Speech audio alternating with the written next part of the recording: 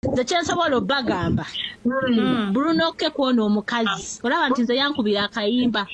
Kuona omukazi tagezaako kukola ekintu kyonna kubanga omuwala ayina audios ng'ageya Nakazibwe, ng'ageya Kenzo, ng'ageya Tonics nga wayina HIV. Bintu bingi you people mugambe Bruno akipinge kam kono omuwala tavaayo.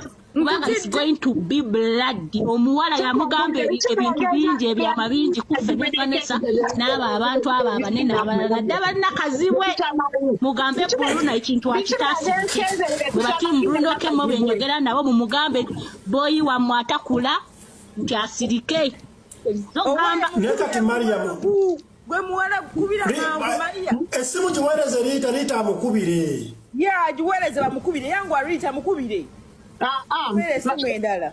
Rita simu ya mimi ajina Rita mukubire oyo umuteke kulaudi mukubire kwa wosito umuteke kulaudi iPhone 15 installing up WhatsApp ndoza mulaba ngole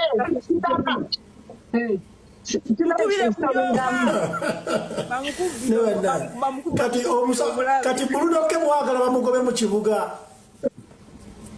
kwe nena yayitiridde kubabana peze namba ye mukubire nze wano give us the number mukubire kuyamba bagobwa mu kibuga omusajja mumuleke nedda tumaliza omusango guno ankomiza yafe twabayise tumaliza omusango